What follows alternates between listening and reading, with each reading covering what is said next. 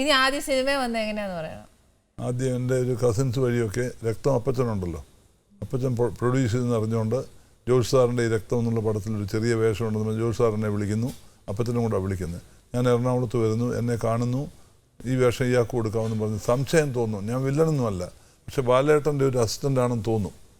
അപ്പോൾ സുമലതയുടെ ബോഡി കൊണ്ട് റെയിൽവേ ട്രാക്കിൽ ഇടുന്നതാണ് ഫസ്റ്റ് ഷോട്ട് ഞാൻ എടുക്കുന്നത്. നമ്മുടെ എറണാകുളത്തെ റെയിൽവേ ട്രാക്ക് ഉണ്ടല്ലോ, ഇപ്പോൾ പൂട്ടിയിട്ടിരിക്കാൻ തോന്നുന്നത്, ആ ട്രാക്കിൽ ഞാൻ നടന്നു. അപ്പോൾ എല്ലാം റെയിൽവേ പെർമിഷനൊക്കെ വാങ്ങിച്ചെല്ലാം ബ്ലോക്ക് ചെയ്തിരിക്കുക.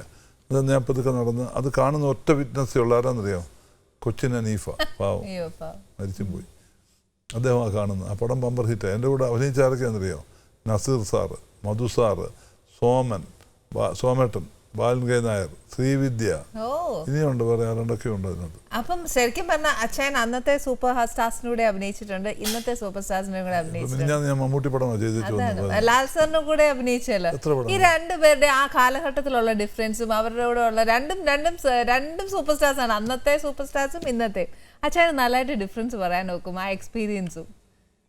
അത് നല്ല സെൻസിൽ പറഞ്ഞാൽ മോഹൻലാലിൻ്റെ ഇൻസ്റ്റന്റ് പെർഫോമൻസാണ്, ഇൻസ്റ്റന്റാ.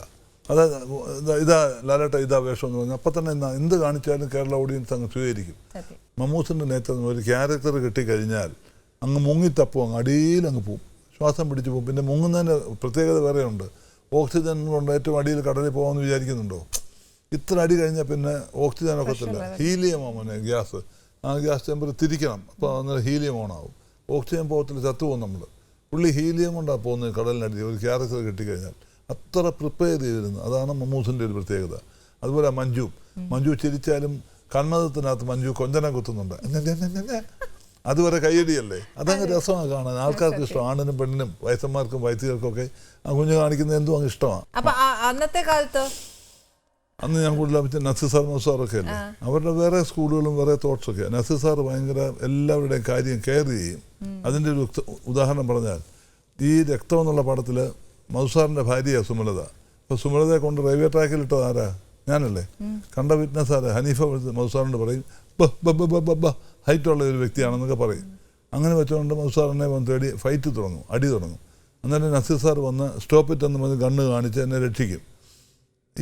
അപ്പോൾ മൗസാറിൻ്റെ ഒരു അടി കൊണ്ട് ഞാൻ നസീർ സാർ കസറ ഇരിക്കുക അവിടെ, ഒരു അടി കൊണ്ടിട്ട് ഞാൻ വീഴുന്നുണ്ട്. അന്ന് ഈ പഴയ കാലത്തെ കൊച്ചു വീടുകളിലെ എൻ്റെ പട്ടിക എന്ന് പറയും, ഓടിടാനുള്ള ഇങ്ങനെ കനം കുറഞ്ഞ വീതിയുള്ള പട്ടിക, അതെല്ലാം ആണിയാ മോളെ, അതിങ്ങനെ കൊണ്ട് കൂട്ടിയിട്ടിരിക്കുക. ഫൈറ്റ് എടുക്കുമ്പോൾ ഏത് ഡയറക്ടറാണ്, ജോഷ് സാറല്ലേ, നല്ല ഉഗ്രൻ ഡയറക്ടറല്ലേ, അദ്ദേഹം ഈ ഒരു റഫ്നെസ് ഫീൽ ചെയ്യണം ആ ഏരിയയ്ക്ക്.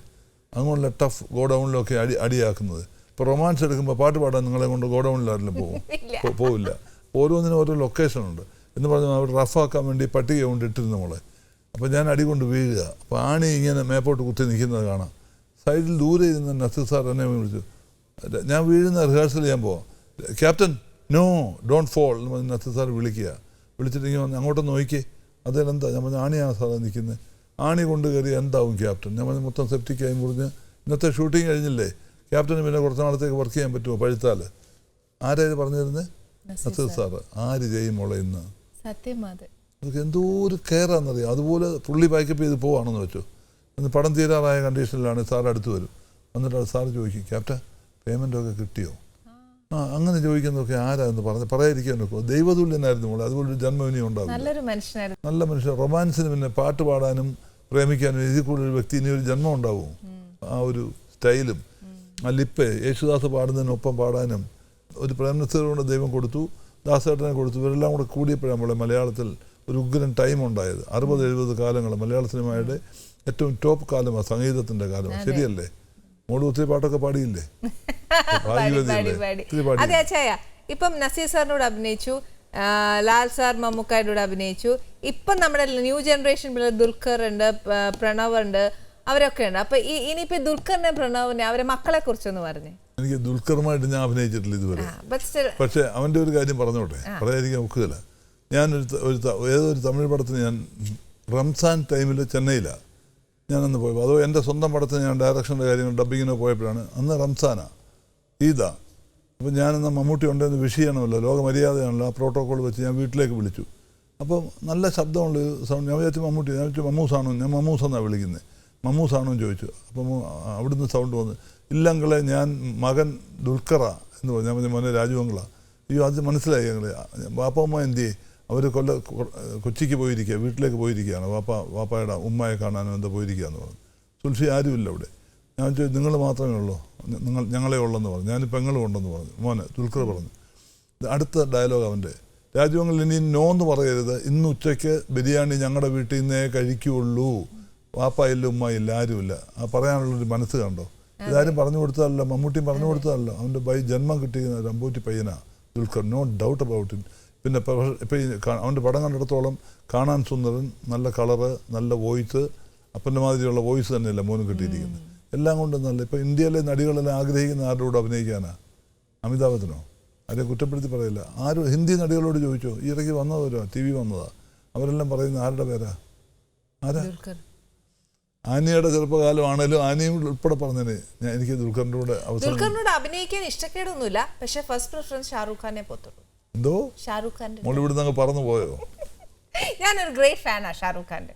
ആണോ? ഷാരൂഖിന്റെ തുടക്കം എങ്ങനെയാണെന്ന് അറിയാമോ? ഗൗരിയെ കിട്ടുന്നതൊക്കെ കേട്ടിട്ടുണ്ടോ? ഷാരൂഖിന്റെ അച്ഛൻ ഈ മണ്ണെണ്ണ ഇങ്ങനെ ബിസിനസ് ഹോൾസെയിലുണ്ട്. അത് കഴിഞ്ഞ് സ്കൂളിൽ നിന്ന് വന്നാൽ അപ്പം തന്നെ ഈ ഉന്തുവണ്ടിയുണ്ട്, ട്രമ്മിനകത്ത് മണ്ണെണ്ണയും കൊണ്ടുപോയി ഓരോ വീട്ടുകളുടെ മുമ്പിൽ കൊണ്ട് വിൽക്കുമായിരുന്നു. TV-യിൽ അഭിനയിക്കുക, സീരിയലിൽ അഭിനയിക്കുക.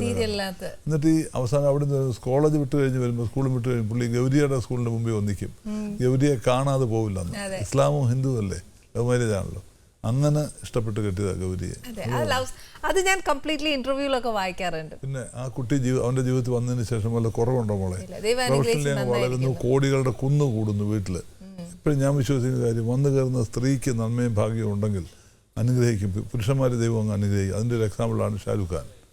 എല്ലാ ഹിറ്റല്ലായിരുന്നു. പഴയ ഹിന്ദി പാട്ടൊക്കെ ഇഷ്ടമല്ലേ ഒരുപാട്? എന്നോട് പാടാൻ മാത്രം പറയില്ല, പാട്ട് ഇഷ്ടമാണ്. സൈഗാളിന്റെയും അത്രയും പുറമോട്ട് പോയില്ല. മുഹമ്മദ് റാഫി മുതൽ ഇങ്ങോട്ടേ ഉള്ളൂ. ചൗദുവിൻ ഗചാന്ത് ഹോ യാഫ്താബ് ഹോ जो भी हो तुम खुदा की कसम लाजवाब हो चौदवी का चांद हो. ഇതാര് കേട്ടിരിക്കുന്നു ഇപ്പൊ എന്റെ അടുക്കള. ഞാനൊരു കാര്യം പറയാം, ഇപ്പൊ അച്ചായ പാട്ട് പാടി ഇത്രയും സന്തോഷമായിട്ട് പാടുന്നത് ഇപ്പോഴാ എന്റെ പ്രേക്ഷകർ കാണുന്നത്, ഇല്ലയോ? ഇതിനു മുന്നേ പാടിയിട്ടില്ലല്ലോ. പാട്ടുകളൊക്കെ അറിയാം, പക്ഷെ എനിക്ക് പാടാനുള്ള കഴിവ് ദൈവം തന്നില്ല. എല്ലാം കൂടെ ദൈവം തരത്തില്ല മോളെ. അല്പം അഭിനയിക്കാനെങ്കിലും കഴിവ് തന്നില്ല, അതുകൊണ്ടല്ലേ പിടിച്ച് നമ്മൾ ജീവിച്ചു പോകുന്നത് അല്ലേ? അപ്പൊ എല്ലാം കൂടെ ദൈവം തരില്ല. കിട്ടുന്നത് സംതൃപ്തനായിട്ട് അക്കോമഡേറ്റ് ചെയ്ത് മുമ്പോട്ട് പോവാ. നോ പരിഭവങ്ങളില്ല, കംപ്ലൈന്റ് ഇല്ല, ഒന്നുമില്ല. ജീവിതത്തിലെ ഒരു കംപ്ലൈൻറ്റും ഇല്ല. ദൈവം തന്നതിനെയൊക്കെ സ്വീകരിച്ച് അഡ്ജസ്റ്റ് ചെയ്ത്, കുറച്ച് വേദനകളൊക്കെ ഉണ്ടായിട്ടുണ്ട് ജീവിതത്തിൽ, അപകടം ഉണ്ടായി, ഒക്കെ അഡ്ജസ്റ്റ് ചെയ്തു. പിന്നെ ഞാൻ ആഗ്രഹിക്കുന്ന സംഗതി എല്ലാവർക്കും നന്മ വരണം. എനിക്ക് മാത്രം ഒന്നും തന്നെ വേണ്ട. സെൽഫ് എന്നൊരു സംഗതി എന്നെ ഇല്ല മോളെ. നമ്മളെന്തിനാണ് ജീവിക്കുന്നത്? ഓക്കെ, അമ്മയെ അടിച്ച് പഠിപ്പിച്ചിരിക്കുക. ഒരു വർത്തമാനം പറഞ്ഞപ്പോൾ ഞാൻ 2 പ്രാവശ്യം മുന്നേ അമ്മയെ അടിക്കുമെന്ന്. എന്നോട് എപ്പോഴും ഞാൻ എന്ന് പറയുന്നത് മറ്റുള്ളവരുടെ കാര്യങ്ങളോട് പറയാൻ പറയും. അതുവരെ അമ്മ കെയർഫുള്ളായിരുന്നു. അത് അമ്മ എന്നെ ക്യാരക്ടർ ഫോം ചെയ്തു തന്ന എൻ്റെ അമ്മയാണ്. ഈ സമയത്ത് ഓർക്കുകയാണേ, കേരളത്തിലെ എല്ലാ അമ്മമാർക്കും എൻ്റെ സല്യൂട്ടുമാണ്. കാരണം അവരുടെ കയ്യിലാണ് ജീവിതം മക്കളുടെ എല്ലാം കൊണ്ടുപോകും. തലമുറ ഒറ്റ കുഞ്ഞ് കേരളത്തിൽ ഇനി നശിക്കരുതെന്ന് ആഗ്രഹിക്കുന്ന ഒരു വ്യക്തിയാണ് ഞാൻ. ആൺപിള്ളേർ സ്മോക്ക് ചെയ്യുകയോ ഡ്രഗ്സ് അടിക്കുകയോ ഒന്നിനും പോകാൻ പാടില്ല. പെൺകുഞ്ഞുങ്ങളും പാടില്ല. പെൺകുഞ്ഞുങ്ങൾ ഒരു പീഡനത്തിന് ഇരയാവാൻ ഒരിക്കലും പാടില്ല. അത് നമ്മുടെയൊക്കെ കടമയാണ് പ്രൊട്ടക്റ്റ് ചെയ്യേണ്ടത്. അവർക്ക് പറഞ്ഞു കൊടുക്കാനുള്ളത് പറഞ്ഞു കൊടുക്കണമെന്ന് ആഗ്രഹിക്കുന്നത് വ്യക്തിയാണ് ഞാൻ. അതിൻ്റെ ഒരു എക്സാമ്പിൾ പറയട്ടെ. അമേരിക്കയിലുള്ള ഒരു ഡോക്ടർ കൂടെ പഠിച്ചുകൊണ്ടിരിക്കുന്ന ഒരു മലയാളി അമേരിക്കൻ അവിടെ ജനിച്ചു വളർന്ന പെൺകുട്ടി വിവാഹം കഴിച്ചു. ഭയങ്കര പണക്കാരനാണ്. അദ്ദേഹത്തിന് ഇവിടെ അമ്മ മാത്രമുണ്ട്. ഒരു കൊച്ചു കുടിലേ ഉള്ളൂ സ്വന്തം എന്ന് പറയാൻ. പാവപ്പെട്ട വീട്ടിൽ നിന്ന് MBBS കഷ്ടപ്പെട്ട് അപ്പൻ പഠിപ്പിച്ച് അമേരിക്കയെ വിട്ട് MS ഒക്കെ എടുത്ത് MS കൂടെ പഠിച്ച പെണ്ണിനെ കെട്ടിക്കഴിഞ്ഞ് രണ്ടുപേരും കൂടെ അവധിക്ക് വരികയാണ്. അപ്പോൾ അവിടെ വെച്ച് ഇവിടുത്തെ കണ്ടീഷനൊക്കെ ഡോക്ടർ വൈഫിനോട് പറഞ്ഞു. അപ്പോൾ പറഞ്ഞു we will do one thing. അവർക്കത് നല്ല കാര്യമായിട്ടാണ് പുള്ളിക്കാരി പറയുന്നത്. അമ്മയെ ഒരു ഓൾഡ് ഏജ് ഹോമിലാക്കാമെന്ന് പറഞ്ഞു. അത് വൈഫ് പറഞ്ഞു. അപ്പോൾ അദ്ദേഹം പറഞ്ഞു ശരി, അങ്ങനെയെങ്കിൽ നമുക്ക് നല്ലൊരു ഓൾഡ് ഏജ് ഹോം അവിടെ ചെന്ന് നല്ലൊരു ബിൽഡിങ്ങോടുകൂടി ഇങ്ങനെ വാങ്ങിക്കാം. നാട്ടിൽ വന്ന് പുള്ളി അത് വാങ്ങിച്ചു.